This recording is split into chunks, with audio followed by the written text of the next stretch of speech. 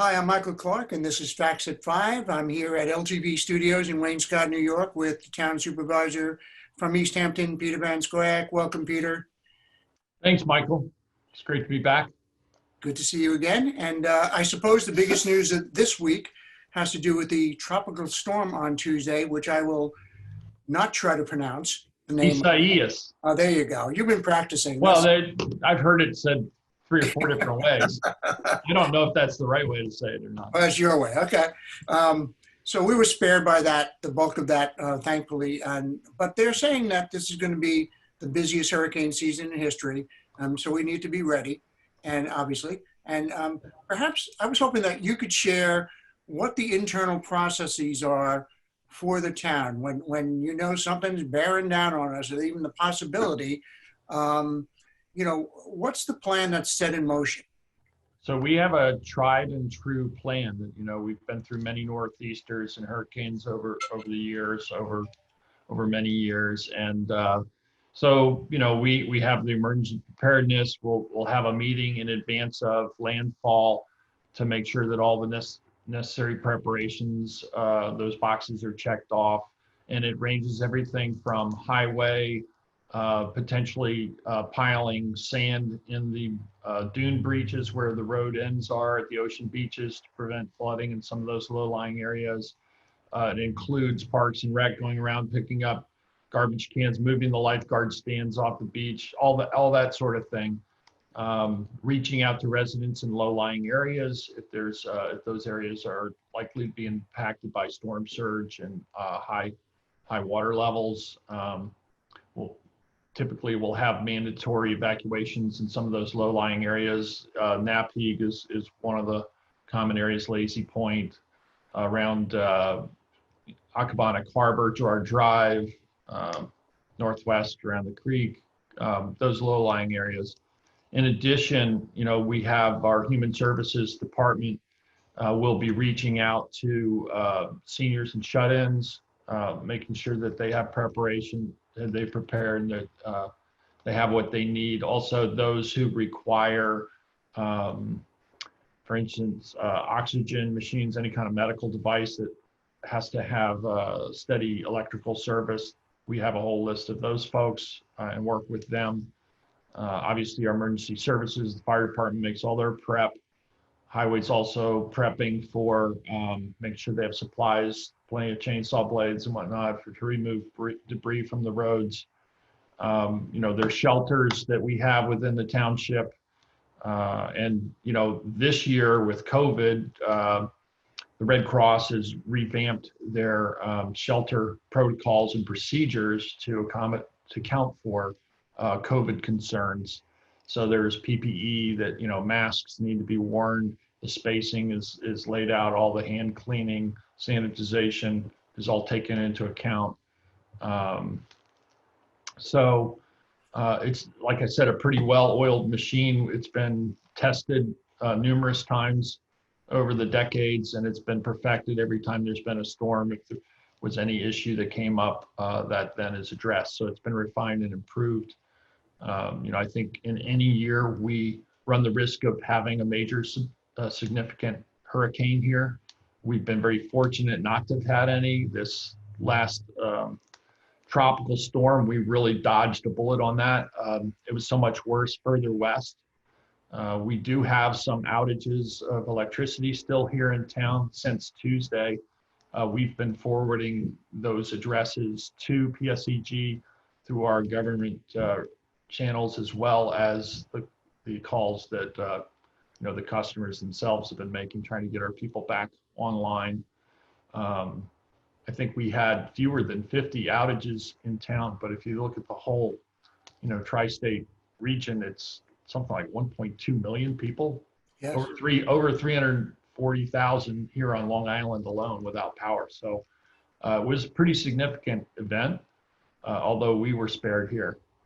Like you said, it's been a pretty active season so far. I don't remember a time when we had 2 tropical systems move through the area this early in the year.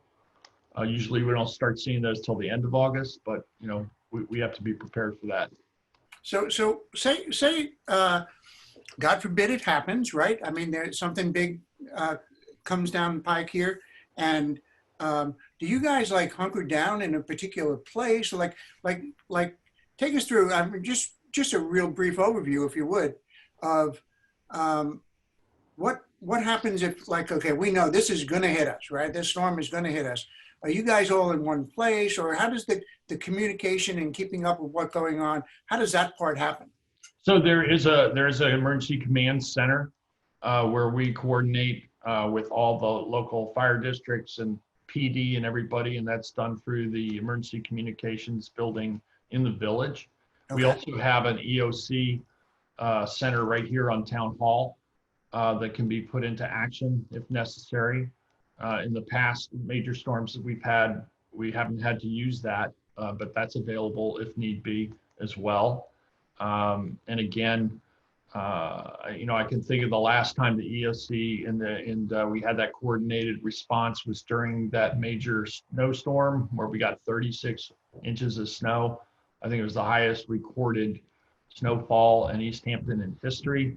That pretty much crippled the town for a couple of days and we declared a snow emergency, which there have been two since I've been on the town board. We had a 30-inch storm also, I think back in 2015 or 16. So, I saw in real time how that all works.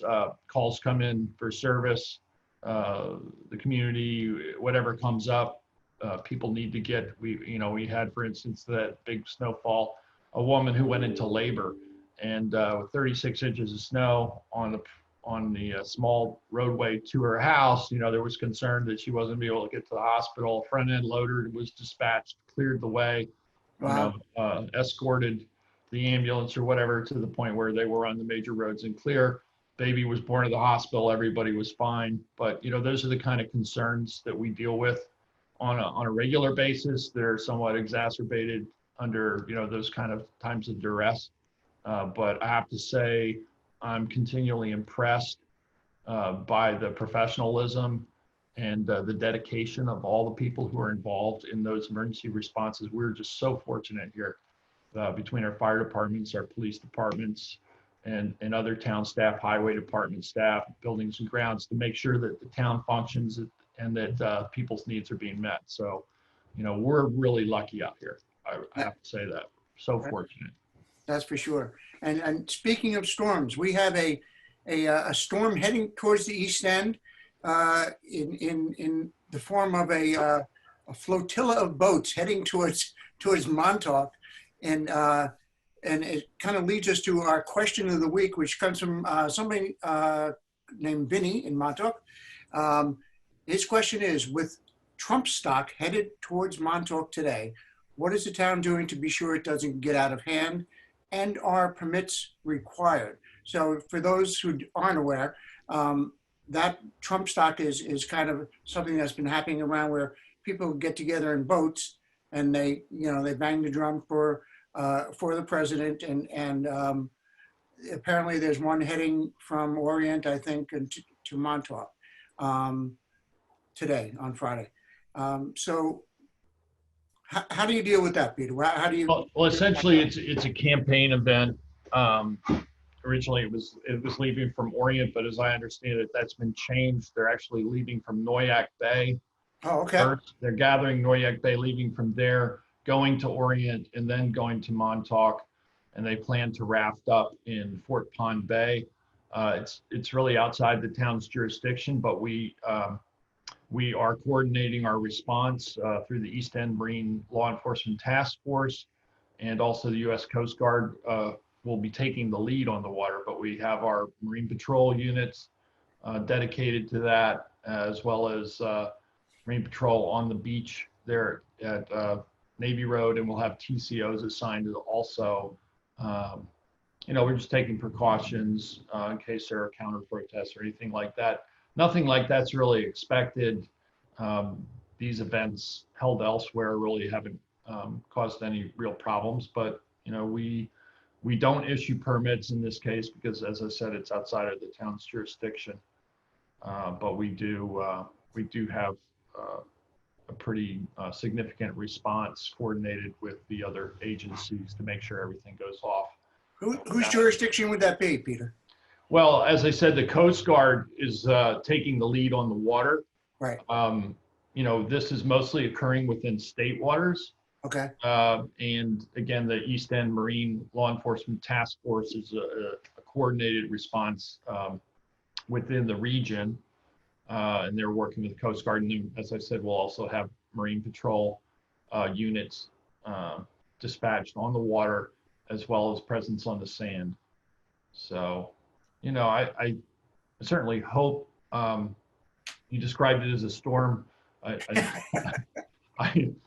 mean, in some ways, the last time there was a flotilla that came, it was the British during the Revolutionary War, and they set up off East Hampton, and before that it was the Narragansetts coming to massacre the Montaukets at Fort Hill. So hopefully it's nothing as extreme as either of those two previous events. And there are constitutional First Amendment rights Sure. involved here. People Absolutely. in our country are able to express their political views openly and to gather in public assembly to do so. We saw a number of very peaceful and respectful Black Lives Matter protests and protests for social justice here within the town after the George Floyd murder. So, this is one of the great things about our democracy, our ability to